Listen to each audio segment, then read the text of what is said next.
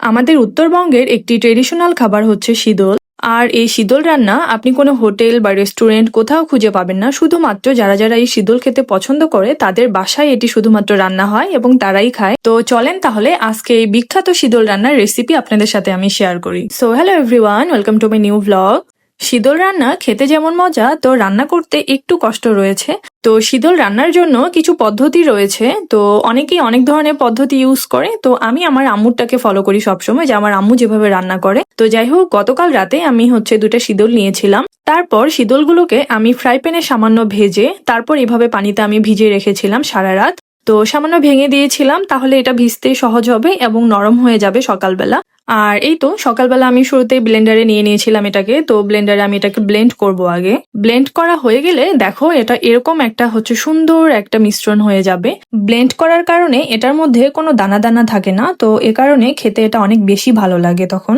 আর এই শীদলটি রান্নার জন্য আমি কয়েক পিস মাছের মাথা এবং কয়েকটা মাছের পিস নিয়ে নিয়েছিলাম। তো দেখো শুরুতে আমি ফ্রাই প্যানে তেল দিয়ে শুরুতে মাছগুলোকে আগে আমি হালকা করে ফ্রাই করে নিব। তো ফ্রাই করার কারণে এটার কোনো স্মেল থাকে না।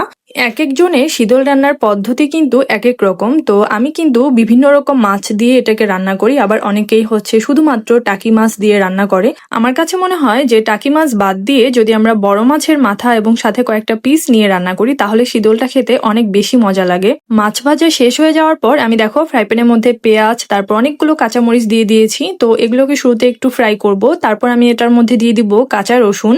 তো অনেকগুলো রসুন দিতে হবে, তাহলে এটা খেতে অনেক বেশি মজা হবে। তো রসুনটাও আমি হালকা ফ্রাই করব।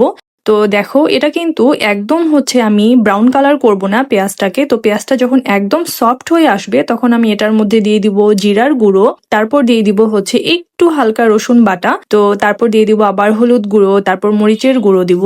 সবকিছু দেওয়া হয়ে গেলে তারপর মশলাটাকে সুন্দর মতো একটু ভুনে নিতে হবে। এটার মধ্যে আমি লবণ দিতে ভুলে গিয়েছিলাম, তো তারপর আমি লবণ অ্যাড করে দিলাম। তো তারপর দেখো আমার যখন মশলাটা ভুনা হয়ে যাবে তারপর আমি এটার মধ্যে অ্যাড করেছিলাম আমার ভাজা মাছগুলোকে। তো মাছগুলো অ্যাড করার পর এটা কিন্তু আরো সুন্দর করে একটু ভুনে নিতে হবে। 6 থেকে 7 মিনিট ভুনা হয়ে গেলে তারপর আমি এটার মধ্যে অ্যাড করব যে আমার শীদলের যে মিশ্রণটি ছিল সেই মিশ্রণটি আমি এখানে অ্যাড করে দিব। তো অ্যাড করা হয়ে গেলে তারপর এটাকে সুন্দর মতো নেড়ে দিতে হবে। দেখো এটা তারপর এভাবে একদম মিক্সড করে দিতে হবে। সুন্দর মিক্সড করা হয়ে গেলে তারপর এটাকে সুন্দর মতো ভুনতে হবে আর এর পানির পরিমাণটা কমিয়ে নিতে হবে। তো আস্তে আস্তে এটাকে আমরা ভুনবো। তো ভুনতে ভুনতে দেখবে যে পানি অনেক কমে যাবে। আর শীদলের মধ্যে অনেকেই কিন্তু প্রচুর পরিমাণে ঝাল খায়, তো আমি এত বেশি ঝাল খেতে পারি না। আমি সবসময় শীদলের মধ্যে মিডিয়াম লেভেলের ঝাল দিই। তো যাই হোক, এই যে দেখো আমার ভুনা কিন্তু একদম শেষ। আর দেখো এইভাবে তেল ছেড়ে দিবে যখন, তখন এটা রান্না একদম হয়ে যাবে। রান্না শেষ করে আমি গোসল করে নামাজ পড়ে এসে তারপর এখন আমি খেতে বসবো। আর এই যে দেখো তারপর আমি মজা করে খাচ্ছিলাম। আর আমার আজকের এই ভ্লগটি ছিল এ পর্যন্তই। তো তোমাদের কেমন লাগলো আমার আজকের এই ভ্লগটি? তো কমেন্টস করে অবশ্যই জানাবা। টাটা।